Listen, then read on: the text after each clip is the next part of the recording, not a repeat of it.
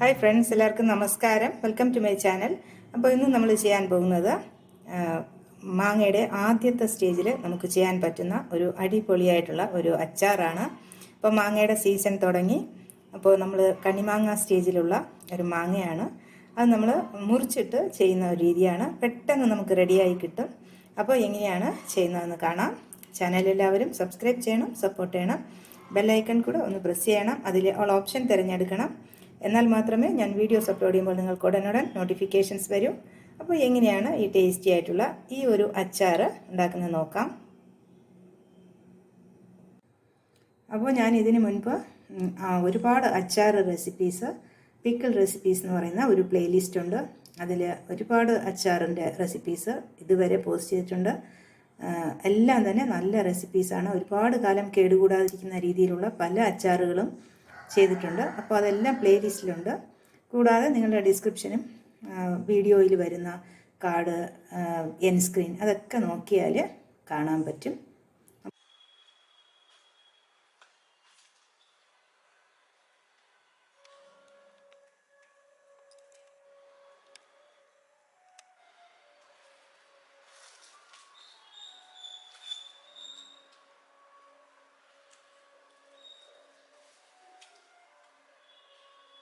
അപ്പോൾ നമ്മൾ പറിച്ചെടുത്ത മാങ്ങ, ഇപ്പം ഞാൻ മരത്തിൽ നിന്ന് കൈകൊണ്ട് അങ്ങനെ പറിച്ചെടുത്താണ്. തറയിലൊന്നും വീണിട്ടില്ല.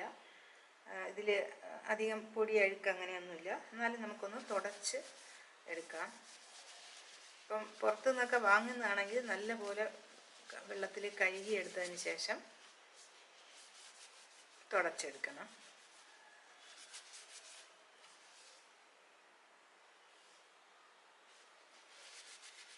കുറച്ച് വലിയ സൈസ് മാങ്ങയെ ഞാൻ കുറച്ചുകൂടെ ചെറിയ പീസുകളായി ഈ ഒരു സൈസിന് മുറിച്ചെടുത്തിട്ടുണ്ട്.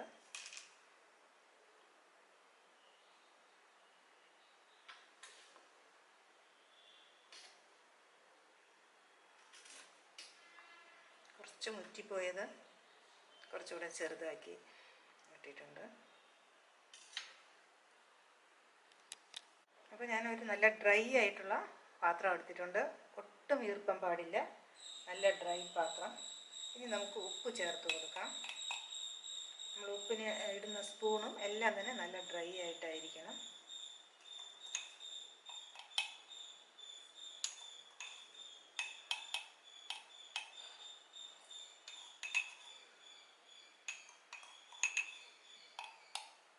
ഒരു 4 ടേബിൾ സ്പൂൺ ഉപ്പ് ചേർത്ത് കൊടുക്കും. ഇനി നന്നായിട്ടിത് മിക്സ് ചെയ്ത് വയ്ക്കാം.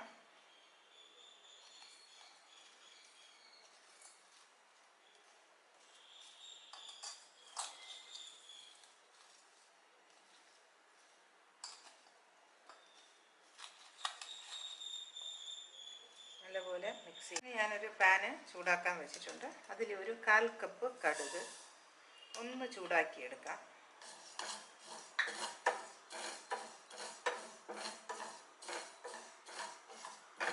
ചെറുതായിട്ടൊന്ന് ചൂടാക്കി എടുത്തു.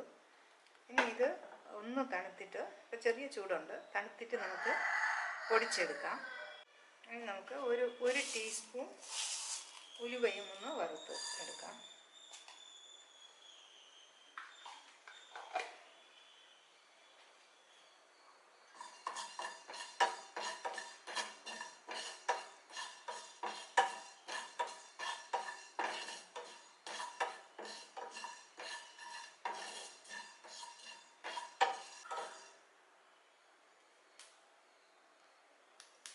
ഉലുവ പൊട്ടുന്നുണ്ട്. അപ്പം നമുക്ക് ഓഫ് ചെയ്ത് കൊടുക്കാം.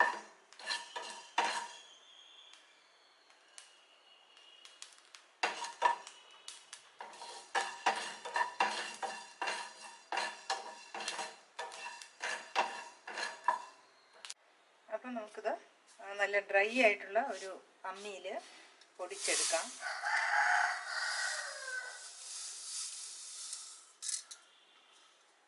അല്ലെങ്കിൽ ചെറിയ ഇടികല്ല് വെച്ച് ചെറുതായിട്ടൊന്ന്, ഒരുപാട് പൗഡർ പോലെ ആകണ്ട, ഒന്ന് ജസ്റ്റ് ഒന്ന് പൊടിച്ചെടുക്കാം.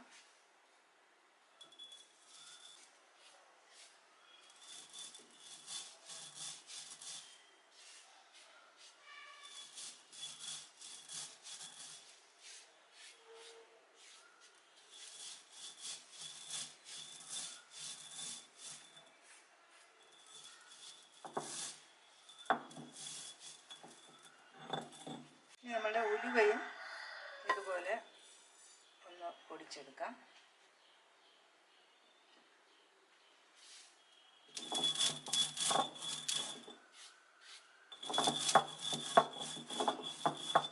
ഇനി നമുക്ക് അതേ പാൻ തന്നെ ഒന്ന് ചെറുതായിട്ടൊന്ന് ചൂടാകുമ്പോൾ 1/2 കപ്പ് മുളക് പൊടി ഒന്ന് ചെറുതായിട്ടൊന്ന് ചൂടാക്കിയാൽ മതി, കരിയാൻ പാടില്ല.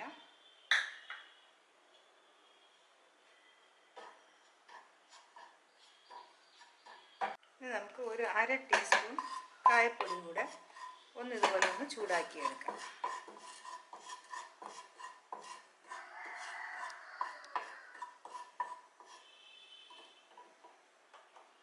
ഓഫ് ചെയ്ത് കൊടുക്കാം. അപ്പം നമ്മൾ വറുത്ത് എടുത്ത ഒന്ന് ചൂടാക്കിയെടുത്ത പൊടികളെല്ലാം ഇനി നന്നായിട്ടൊന്ന് മിക്സ് ചെയ്ത് കൊടുക്കാം. നന്നായിട്ട് മിക്സ് ചെയ്തിട്ട് നമുക്ക് ഈ മാങ്ങയിൽ ചേർത്ത് കൊടുക്കാം.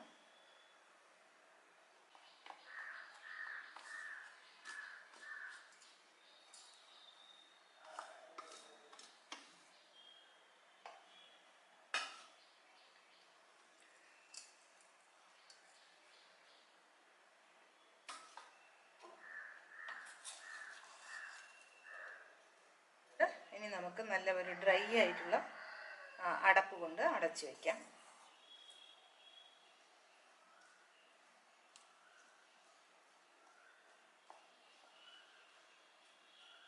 ഞാൻ ഒരു അടപ്പ് വെച്ച് അടച്ചു വെച്ചിട്ടുണ്ട്.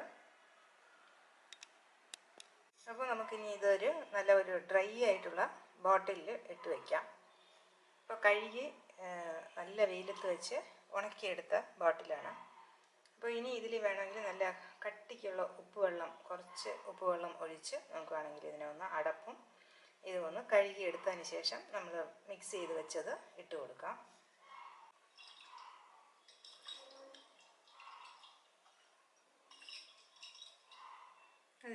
അപ്പം ഞാൻ ഈ കുപ്പിയിലും എടുത്ത് വെച്ചു.